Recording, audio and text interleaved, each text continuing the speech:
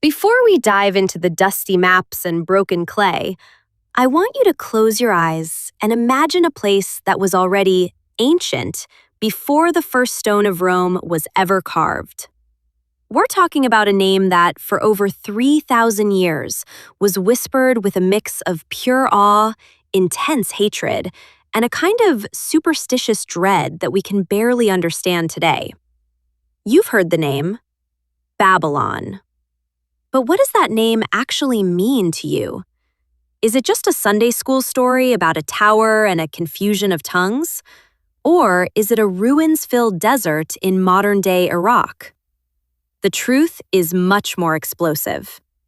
Here, amidst the scorching, unforgiving sands of Mesopotamia, humanity made a terrifying decision. They decided they could rival the gods themselves. They built a tower that literally brushed the clouds and surrounded it with walls so massive that, if the legends are true, 2 full-size chariots could race atop them without touching.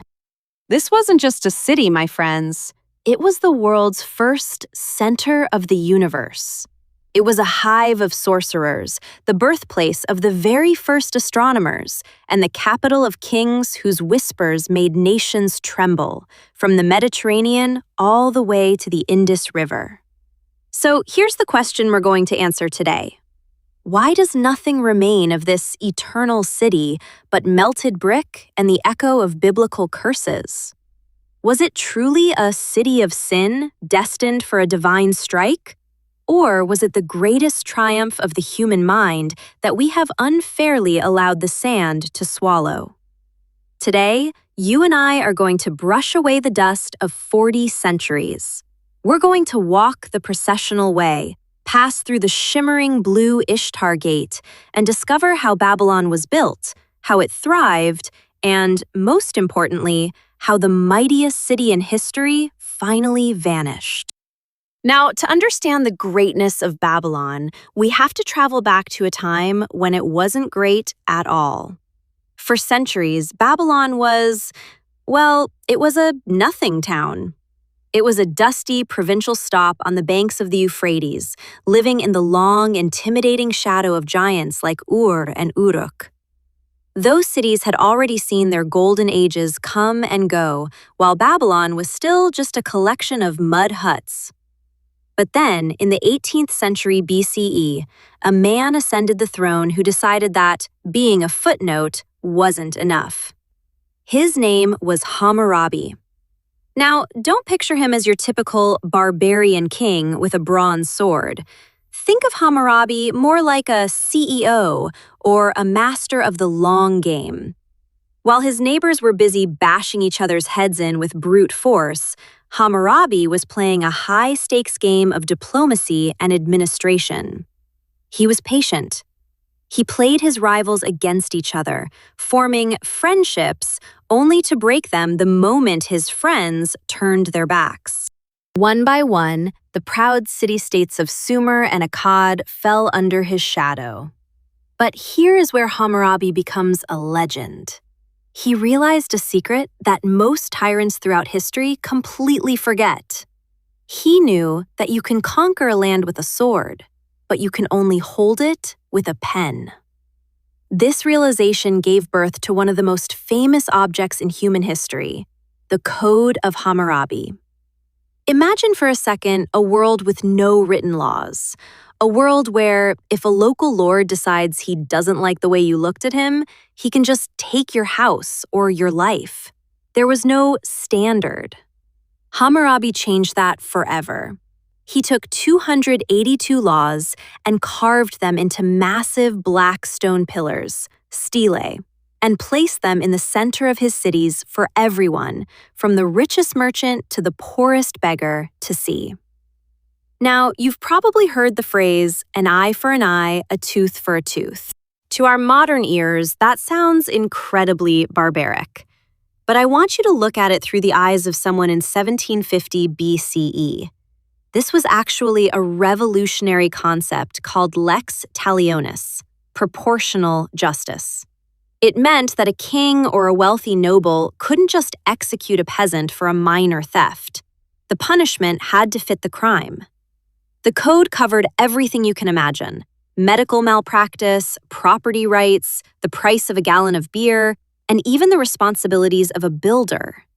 Get this: if a house you built collapsed and killed the owner, the law said you were put to death. It was harsh, absolutely, but it was consistent. Under Hammurabi, Babylon found its soul. He didn't just give them laws, he gave them a brand. He standardized weights, measures, and even the calendar. He tamed the wild Euphrates, turning it into a disciplined network of canals that fed a massive, booming population. For the first time, people weren't just tribe members. They were citizens of a unified, legal state. But, as we're going to see throughout this story, greatness invites envy. As Hammurabi grew old, he could hear the wolves scratching at the door. The Hittites to the north were watching. The Kassites to the east were waiting. The first golden age was about to face its first true test of fire. So, Hammurabi is gone. And just like that, the unified empire he spent his life building begins to crumble at the edges. I want you to imagine the scene. The great canals are clogging with silt. The administration is getting lazy. And suddenly, the wolves I mentioned earlier aren't just scratching at the door. They've kicked it down. First come the Hittites, sweeping down from the Anatolian highlands in 1595 BCE like a literal thunderbolt. They didn't come to stay. They came to break things. They sacked the city, looted its glittering treasures, and vanished back into the mountains as quickly as they arrived. In the vacuum they left behind, a mysterious mountain people called the Kassites seized the throne. Now, here is where it gets interesting. Usually, when a barbarian tribe conquers a sophisticated city, they destroy its culture, right? But with Babylon, the opposite happened.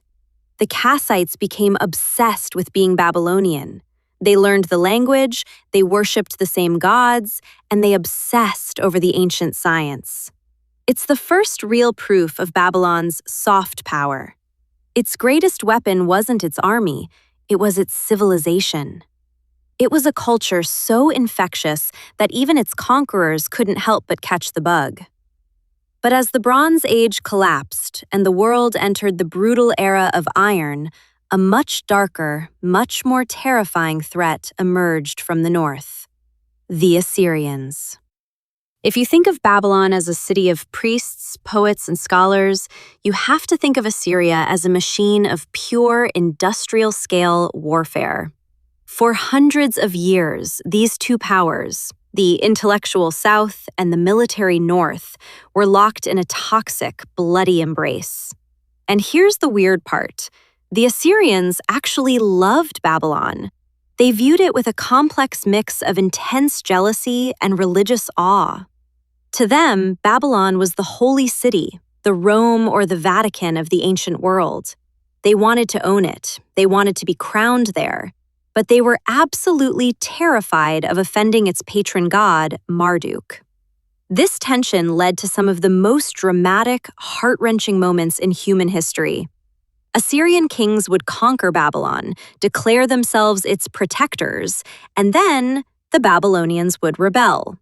Again, and again, and again. The city simply refused to be a subject. It was like a proud noble being held captive by a common soldier. The climax of this tragedy happened under a king named Sennacherib. Now, this guy was driven to the edge of madness by Babylonian defiance. When rebels murdered his favorite son, Sennacherib snapped. In 689 BCE, he did the unthinkable.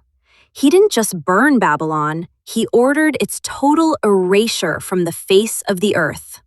He diverted the waters of the Euphrates to wash over the ruins, turning the center of the world into a muddy swamp. He wanted the world to forget Babylon ever existed. But you know what? You can't kill a legend with water and fire.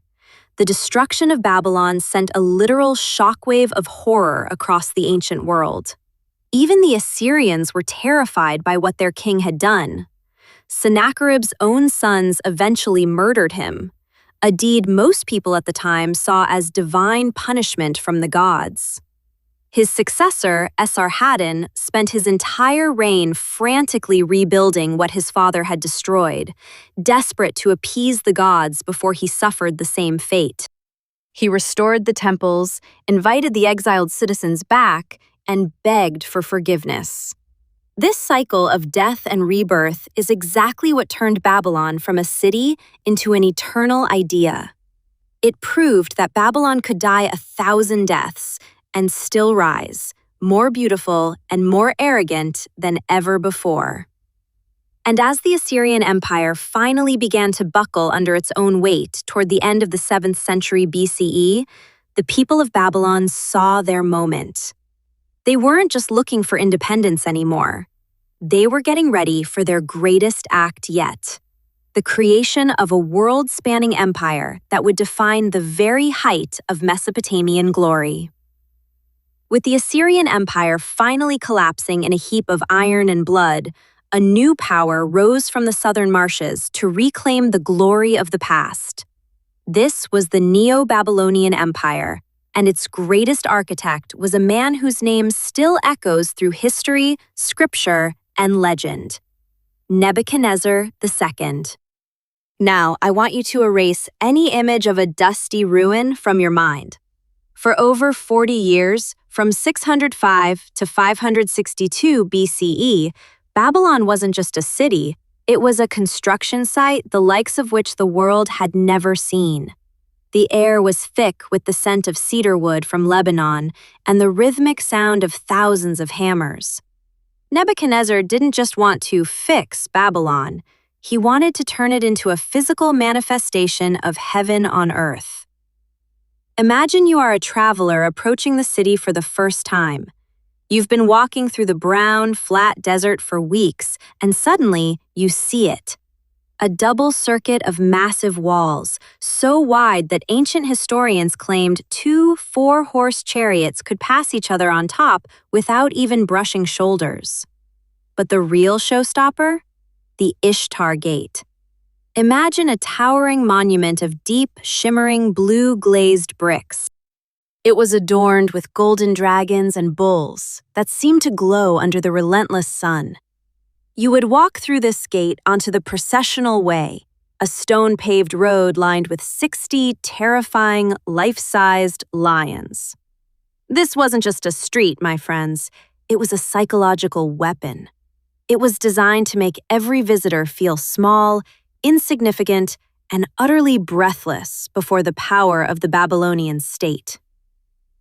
At the very heart of this urban hive stood the Atemenonki, or the House of the Foundation of Heaven and Earth. This was the Great Ziggurat, a 7-story stepped pyramid reaching nearly 300 feet into the sky. Does that sound familiar? It should. This is almost certainly the historical basis for the biblical Tower of Babel. To the people of that time, the blue-tiled top of this tower was the literal spot where the gods descended to meet with men. But Nebuchadnezzar wasn't just about power. He was also a man of legendarily deep pockets, and apparently, deep romantic feelings. You've heard of the Hanging Gardens, right? One of the 7 wonders of the ancient world. The story goes that he built them for his wife, Amytis, because she missed the green, misty mountains of her homeland while living in the flat, dusty plains of Babylon. Think about the engineering required for this in the 6th century BCE. Vast stone terraces rising like a man-made mountain, covered in deep soil that supported massive trees and exotic flowering plants from across the known world. They had to pump water from the Euphrates through a complex system of hidden screws and pulleys, defying gravity to keep this artificial paradise lush and green in the middle of a desert. Whether they were 100% real or a poetic memory of a lost paradise, The very idea of them cemented Babylon's status as the city of miracles. Under Nebuchadnezzar, Babylon became the world's first true cosmopolitan hub. Its streets were a mosaic of languages: Hebrew, Aramaic, Egyptian, Elamite. You could buy silk from the east, tin from the west, and spices from the south. It was the peak of human achievement. But as we know from history, when you build a city of gold, you create a target that no conqueror can resist. The shadows were already starting to lengthen. While the kings were busy building walls, a different kind of elite was building a map of the universe. I'm talking about the Chaldeans, the priest-scholars who lived in the quiet, high chambers of those ziggurats, far above the noise of the markets. Have you ever wondered why there are 60 seconds in a minute? Or why a circle has 360 degrees? You can thank the Babylonians for that. They were obsessed with patterns. They realized the movement of the stars and the cycles of the moon weren't random. They were a divine ledger, a celestial script written by the gods. Using a base 60 numerical system, they created the rhythm of human life that we still use today.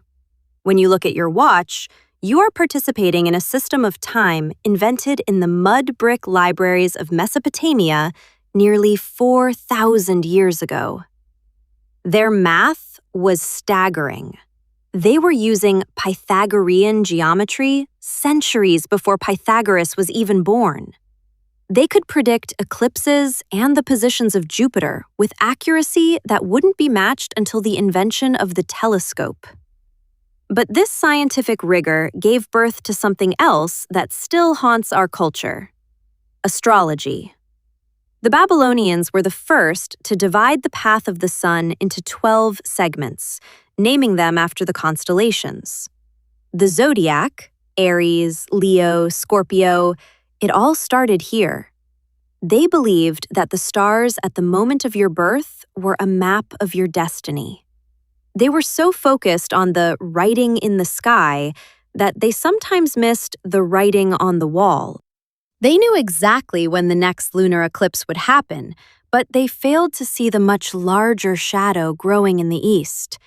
A new power was rising in the mountains of Persia, led by a king who didn't care for omens. Cyrus the Great was coming. As the 6th century BCE drew to a close, the air in the gardens of Babylon grew heavy with the scent of change. The golden age of Nebuchadnezzar had passed, and the crown was now worn by men who were more interested in religious puzzles than in defending their borders. The last king, Nabonidus, was actually living out in the desert, leaving his son Belshazzar to manage a city that was increasingly divided. And meanwhile, to the east, a new kind of conqueror was rising: Cyrus the Great. Now, Cyrus wasn't a destroyer like the Assyrians. He was a genius of psychological warfare. He knew that the best way to take a city wasn't to knock down the walls, but to make the people inside those walls want to open the gates. In 539 BCE, the Persian army arrived at the formidable gates of Babylon. Any other city would have been impregnable, but Cyrus had a plan that sounded like something out of a myth. While the Babylonians were distracted by a massive religious festival, probably thinking their walls would protect them forever, Persian engineers were working upstream. They diverted the waters of the Euphrates into a temporary basin. As the river level dropped, the Persian soldiers simply marched into the city along the dry riverbed, slipping under the massive river gates that had been left unguarded in the drunken haze of the festival. In a single night, without a major battle, the greatest metropolis on earth changed hands. You've probably heard the biblical story of the handwriting on the wall, a mysterious hand appearing during Belshazzar's final feast, prophesying the end. Whether it was divine intervention or military brilliance, the Neo-Babylonian Empire was over. But here's the thing: Babylon didn't die that night. Cyrus was so moved by the city's beauty that he spared it. Under Persian rule, Babylon remained the wealthiest province in the empire. But the pride of the Babylonians? That couldn't be suppressed. Over the next 2 centuries, they rebelled again and again. Each time, the Persians pushed back harder. When Xerxes I crushed one of these revolts, he reportedly melted down the golden statue of Marduk. To the locals, that was like ripping the soul out of the city. The heart of Babylon was starting to beat slower. But then, in 331 BCE, a spark of hope arrived.